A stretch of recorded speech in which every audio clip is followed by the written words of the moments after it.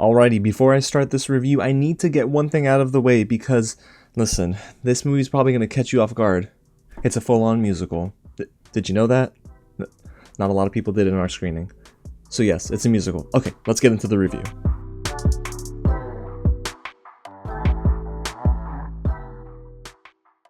What's going on, you guys? James here with another real review, and today we're talking all about my spoiler-free thoughts on Wonka. It's the prequel story to the origins of Willy Wonka. So this is a young Willy Wonka, not the Gene Wilder 1971 classic Willy Wonka that we're all probably used to, and a movie that I watched for the very first time this week. Yeah, I know. Thank you to Warner Brothers for giving me the chance to watch this in theaters. It was at my local IMAX theater, and it was actually pretty cool to see this on one of the biggest screens in the entire city. Now, the film releases in theaters December 15th, so you'll be able to get your eyes on it this weekend, and it's directed by Paul King, who directed the Paddington movies, films I still need to watch myself, and the film is starring Timothée Chalamet in the titular role of Willy Wonka, Kayla Lane as Noodle, Olivia Colman as Mrs. Scrubbit, Keegan-Michael Key as the police chief, and Patterson Joseph as Slugworth. And many more notable names. Even Natasha Rothwell from Insecure is in this movie, and she does a really good job too. I wish she was in it more. But I actually really loved this cast. They all blend together well, and if you saw my reaction on Twitter, you're probably already going to imagine what this review is going to be, and it's going to be surprisingly positive. Now, before we get into my review and we talk about what the movie's all about, if it is your first time here at the channel, welcome to Real James, where I love talking about movies, TV, and all the news in between. So if you do too, hit the big red button below, subscribe to the channel, tap on that bell, hit the thumbs up button, and get loud down below in the comments and let me know what rendition of Willy Wonka is your favorite, because now we got Gene Wilder, Johnny Depp, and Timothée Chalamet, or Timothée Chalamet. That's seriously how you pronounce his name properly. Okay, forget it. Let's get into the film now. Again, spoiler free, so if you don't know much about the movie, let me give you a quick blurb, and then we'll get into my positives. With dreams of opening a shop in a city renowned for its chocolate, a young and poor Willy Wonka discovers that the industry is run by a cartel of greedy chocolatiers called the Chocolate Cartel. I ain't lying. It's actually called the Chocolate Cartel. We need a Narcos season on this, don't we? But in all seriousness, guys, a lot of this movie works for me, and I was pleasantly surprised walking out of the theater because this is a movie, on paper, that does not sound like it'll work. I had people in my mentions telling me that this is most likely not going to carry even an ounce of the same charm as the original, but I'm happy to report it does carry some of that charm. Timothée Chalamet as Willy Wonka brings this youthful spirit that really is needed for the role. He injects joy, happiness, and at times a down-to-earth approach with his portrayal of a young Willy Wonka. I'm actually very glad that they gave this character a lot of range. He's not just kooky, he's not just crazy, he's not just always joyful. Instead, he's got moments where he reflects on his ambitions. He sort of plots his future, and you see him imagining what's ahead right in his eyes. And this movie does take time because it is a little bit of a longer film. It's a little over 2 hours long. So we get a decent amount of screen time with Willy Wonka to understand that he's not just this crazy kooky person. He's actually a human being with dreams and something of an ambition sparked by his mother. Seriously, Sally Hawkins does a really good job playing Willy Wonka's mom in this movie. She's not in it much, but there's enough backstory here that I felt was necessary to make the character of Willy Wonka layered. And that's due in large part to director Paul King, who creates a concise film that honestly rarely skips a beat. The pacing isn't always perfect, and we'll talk about that in the negatives, but for the most part, Paul King does a really good job at keeping this movie flowing, and not just flowing with chocolate. I'm talking about a flow in between scenes. There's a story here that I felt was worthy to have been told by the end, so your patience is going to be rewarded in some instances. At first, the story seems a bit generic, like we've seen it before, but it unravels or unwraps and produces somewhat of a very good December film, something that is a Christmas movie without really being a Christmas movie. It invokes that same feeling. And one thing that I love about the original film is the dialogue. It's snappy and it's really funny. Now, this movie has some funny dialogue, but for the most part, does have a snappiness to it. Again, it's not a replica of that 1971 classic. However, it gets close in some regards where you can tell the Chocolate Cartel and the police chief are having banter that is reminiscent of that old film, that original classic. And there are times where the movie tries to separate itself by feeling more modern. You know what I mean? The movie, even though it's old Willy Wonka years before what happened in the 71 classic, this movie does invoke a bit of modernism at times, and I'm not mad at it. Now, where the movie does feel very close to the exact charm of the original is during the musical number sequences. So let's go ahead and transition into the film itself being a full-on musical. Again, adjust your expectations accordingly, folks. I'm serious. If you come into this thinking it's going to be a comedy slash a little bit of drama, you're going to be severely disappointed. And you also have to mentally prepare yourself for the journey ahead. Musicals are not a genre that I'm sure everyone loves, and maybe that's why they did not market this movie as a full-on musical. Maybe they were afraid that the general audience would not gravitate towards a film like this. However, I recommend that you sit down and just allow it to happen, because the movie works as a musical. Now, is Timothée Chalamet the best vocalist? No, he's really not, and he does sing throughout this entire film. However, it didn't drag down the experience for me. If anything, it actually fit that he wasn't trying to invoke a lot of runs and go off and, have these big, bombastic musical number moments. His solos were just fine, and his work alongside his co-stars was great too. And speaking of his co-stars, there were so many instances where the supporting cast here uplifted the movie, especially in the musical number sequences. Also, y'all, I love Gene Wilder, but let's not act like he was a great vocalist either. He sung throughout his entire performance as Willy Wonka too.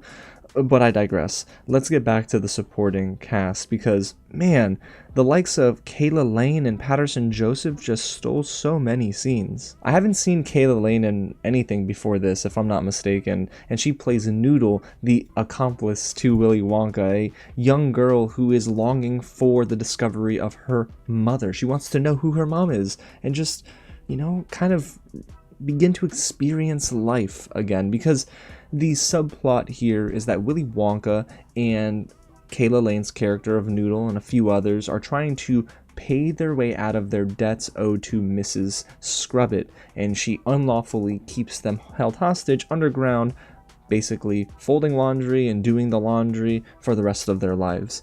So there's a little bit of an undertone here in terms of people oppressing others, especially those who are less fortunate. So I do appreciate the movie sort of veering in that direction, but it's not too on the nose. And the musical number sequences, though, I'm telling y'all, that I really loved how this film, yes, it's called Wonka, but it gave a lot of shine to others. And don't sweat it, there's also this sense of wonder and excitement that is fully realized once Wonka gets into his shop, and that musical number was my absolute favorite, and it did remind me of my childhood imaginations. So by this point you're thinking, yeah, everything is hitting the mark for me, and for the most part it is, and it did. I also love the humor in this movie.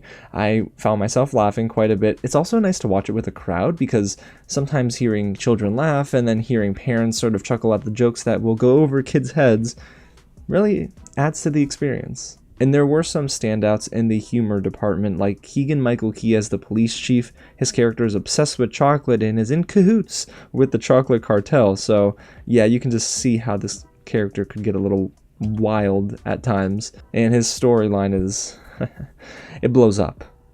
You'll understand when you watch it. Now, for me, one area of this movie that could have made or broke the film really was Hugh Grant as Lofty the Oompa Loompa. I thought, okay, how are they going to do this in today's day and age? And also, how are they going to do this with full CGI? And guys, happy to report, Hugh Grant crushed it, and it also worked. I'm so surprised a full-on CGI Oompa Loompa worked, guys. Yeah, Hugh Grant was amazing. He stole every scene he was a part of, and honestly, I do want to see more of him, selfishly, but that would also require a sequel, and I don't necessarily know if the movie needs a sequel. I think I'm okay with just Wonka. Now, before we get into my negatives, I do want to dive into one more positive, and that is the production, because I did love and appreciate the fact that there were a decent chunk of practical on-set designs. You know, you could tell that not everything is practical, because there's a decent chunk, probably half of the movie, maybe a little bit more, that is just fully CGI. However, listen, I really liked what they did when they went practical. Now, when they took the CGI route, it's not the worst thing in the world.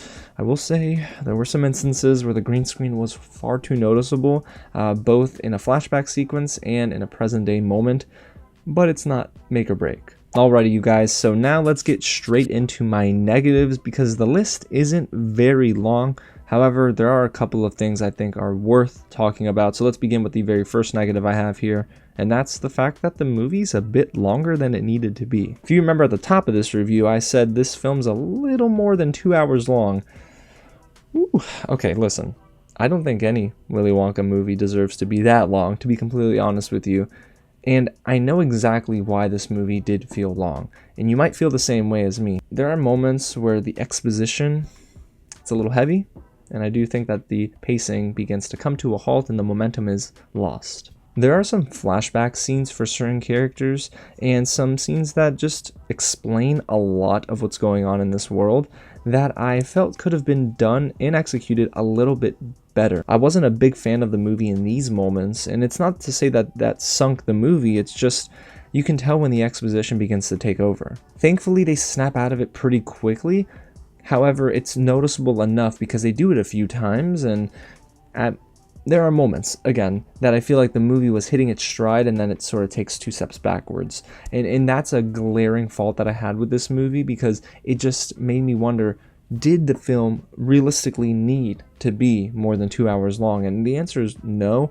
I do think that probably hurts some of the family fun aspect to this film as well, because families are going to go into this, and kids, their attention spans are probably not so great when they're younger than 10 years old, so it's going to be a little bit tough to maybe grasp their attention the whole way through, because there are some elements of this movie a little bit more mature in terms of the commentary, so I don't necessarily think that in those moments where they explain a lot, kids will gravitate towards, and families alike. I also thought the movie's titular character singing the most notable song came at the wrong time, sadly. Yes, you guys know what I'm talking about. The Oompa Loompa song. No, totally kidding. It's actually pure imagination. You know, come with me and you'll see. You know that song, right? And it's a classic from the 1971 film. Gene Wilder crushed it, and it came at the right time. Now, I will say in this movie, I won't tell you where it comes, because it is a spoiler-free review, of course. But when it drops, I thought, I don't know. This could have came earlier, to be honest with you. I don't necessarily know if this was the right spot for it, because there's a certain moment that I wish they maybe honed in on a little bit more, and they didn't, so it's just wrong timing, I guess. The song itself is not bad. Timothée Chalamet does a really good job with it, I think. It's just the timing and the placement that I think they got a little wrong. But overall, you guys, what do I think? Well, I gotta leave you with this. I just don't believe Wonka will win many awards, or any awards, this season, but the film itself is a winner for me in December. I walked out of my theater with this sense of wonder and childhood aspirations that haven't been unlocked in a very long time. This movie is the first time in a very long time that I walked out of a film remembering the magic of movies and what they can invoke in audiences. For the most part, movies this year have been a little bleak, but Wonka is a nice reminder of this sense of joy that can come from sitting down and enjoying a film and being completely immersed in the theater. And I loved, again, all the music, and Timothée Chalamet did a very good job as Willy Wonka. This man continues to surprise me, because prior to Dune Part 1, I didn't think he was a very good actor. I'll say it, man. I just wasn't a fan of his acting. He proved me wrong in Dune, and he proves me wrong again as Willy Wonka. The man's got it. The supporting cast is so pleasant. There were some awesome standouts, and I found myself laughing and just feeling the spirit of the season. And I think that's the biggest positive and biggest bit of praise I can give to Wonka, is that this movie encapsulates the charm in which I had been wanting to experience in a movie in a long time. So yeah, guys, listen, I'm a sucker. I like heartwarming tales, and my heart grew 5 times larger while watching Willy Wonka. Just experience the joy of making his chocolate shop and just like getting into the grassroots of who he is as a character. So yes, Wonka is a winner this December, and I'm happy to say it's like a good strong 4 out of 5 for me. So I am pleasantly surprised. One of my biggest surprises of the year is found in this film, so I can't wait for you guys to see it this weekend. Let me know down below your comments and if you agree with me, because although I like it, I'd have to imagine there are some people that might not appreciate the fact that it is a full-on musical. So if you do or you don't, let me know down below. And hey, if you've made it this far, hit the big red button below, subscribe to the channel, because we're almost at 20,000 subscribers. Sorry, I had a brain fart there. And you know what? Man, oh man, am I grateful. I just thank God every day that we get to do this. I get to get on camera and build this community right alongside each and every one of you. So 20,000, we're right around the corner, and I can't wait to hit our year-end goal right along with you. So guys, again, thanks so much for watching, and I'll catch you at the next screening. Okay, fine, I admit, I was trying to find Willy Wonka bars to bring on set today and film a cold open intro with them, but they're just like not sold in stores anymore. Like, what is this?